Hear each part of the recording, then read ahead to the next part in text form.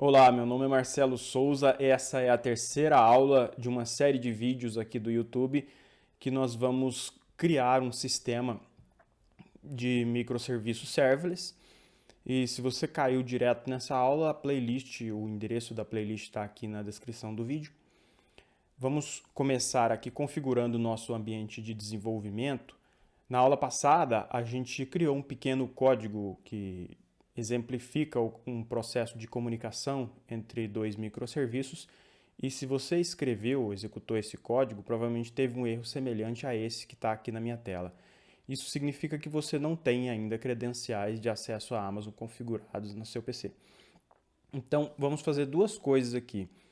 Instalar a extensão do Visual Studio para que ele libere para a gente alguns recursos aqui de criação de projetos Lambda e também configurar as credenciais de acesso. A extensão a gente vem aqui em Extensions, na opção Online e busca AWS. É esse AWS Toolkit for Windows 2017 e 2019. Ele faz o download do pacotinho e pede que a gente feche o Visual Studio para que ele então consiga fazer aqui a instalação. Está baixando, pediu acesso ao administrador para isso.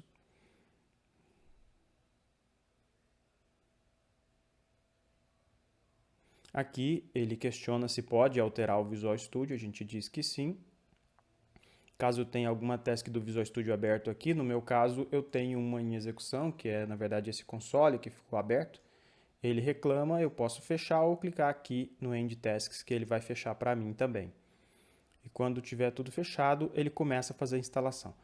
Como essa instalação demora um pouquinho, enquanto ela acontece, a gente vai aqui para o nosso Chrome para criar o acesso ao ambiente da Amazon. Se você não tem uma conta na AWS, você busca por AWS aqui e cria uma conta. Aqui em criar uma conta gratuita, você clica aqui, precisa preencher alguns dados, inclusive você precisa de um cartão de crédito para isso, porque caso haja algum faturamento, ele vai cobrar no seu cartão de crédito. Como eu já tenho uma conta criada, ele já entrou direto no meu painel, que é o que você vai ver logo após criar a sua conta. Aqui no painel, a gente vai buscar pelo serviço IAM, que é o serviço de controle de acesso da Amazon. A gente aqui nessa aula não vai aprofundar bastante nisso, a gente vai ver só o básico para trabalhar no dia a dia, mas em uma aula posterior eu vou fazer uma abordagem mais precisa. E aí eu anexo nessa aula, vai aparecer aqui no cantinho da tela e você navega lá para ver caso você tenha interesse em se aprofundar no conhecimento ou tirar uma certificação. Então, o que a gente precisa aqui agora? Eu até abri o bloco de notas aqui, porque a gente vai precisar copiar algumas coisas. E uma das coisas é esse identificador aqui, que é o identificador da conta. Vou colocar aqui conta ID. A gente vai usar ele depois. E aqui em users, que eu não tenho nenhum, a gente vai criar usuários que serão usuários de acesso a essa conta. Na verdade, são credenciais que a gente vai fornecer para o nosso Windows para que ele tenha acesso e assim seja possível fazer auditoria se necessário. Eu vou criar aqui, vou chamar de treinamento, você pode chamar do nome que lhe for mais conveniente, e eu vou definir que ele tem acesso programático, então ele pode acessar por meio do sistema, do SDK da Amazon, e eu não vou definir que ele tem acesso pelo console aqui, porque não é necessário. Aqui em próximo, a gente vê os grupos de acesso disponíveis, eu tenho até alguns aqui, vou criar um novo grupo de acesso. Aqui a gente tem todas as possibilidades de acesso disponíveis na Amazon. Como eu disse, eu não vou aprofundar nisso aqui agora, mas eu vou marcar aqui a primeira opção, que é acesso administrador total. Esse tem acesso a todos os recursos. E eu vou definir aqui acesso total 3, porque eu já tenho uns dois ali. É o nome do grupo, caso seja útil para reaproveitamento depois.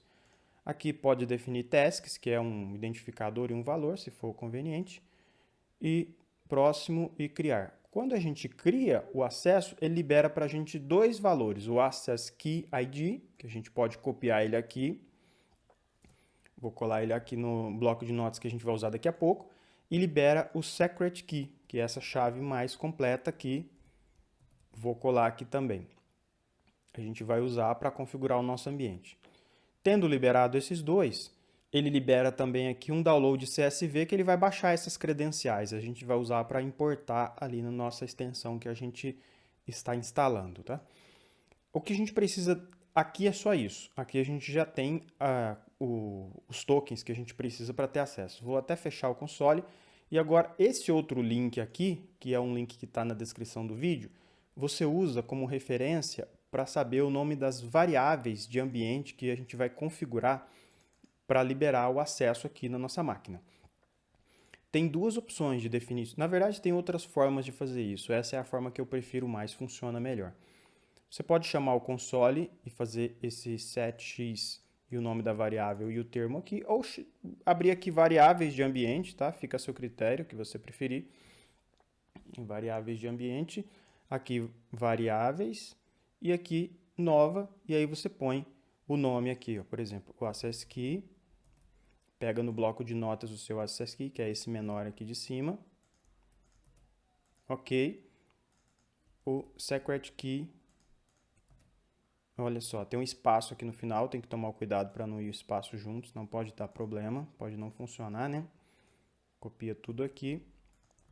Ok, deixa eu conferir se o de cima não ficou com espaço. Não. Aí estão os dois e eu vou definir também a região padrão da AWS para que eu não fique tendo que definir o region endpoint todas as vezes que eu for criar um client, tá? Aqui eu não tenho esse valor aqui, mas eu tenho esse outro link que eu também vou pôr na descrição, que tem todas as regiões aqui, ó. E aqui eu busco por São Paulo, tá? São Paulo é esse termo aqui. E eu vou colar diretamente nas variáveis de ambiente aqui, cadê? Aqui.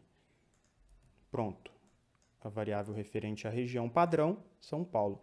Na hora de criar a instância do cliente, se você informar uma ou outra, ele usa. Se não informar, ele usa padrão, que é São Paulo. Essa é a ideia disso aqui. Ok. Fechei tudo, está tudo pronto. Esses dois links estão na descrição.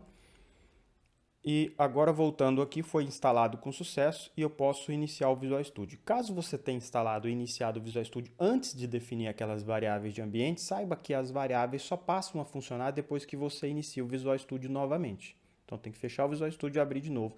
Qualquer aplicação de variável de ambiente tem esse problema. Fecha o Visual Studio, abre de novo para garantir que elas são aplicadas. Senão elas de fato não são aplicadas aqui no Visual Studio.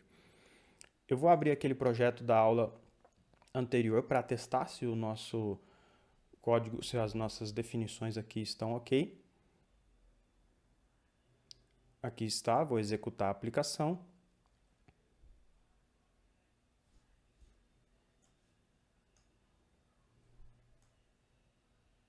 E ok, passou. Apesar de não ter nenhuma mensagem na fila, ele deu ok, então ele fez a consulta na AWS certinho.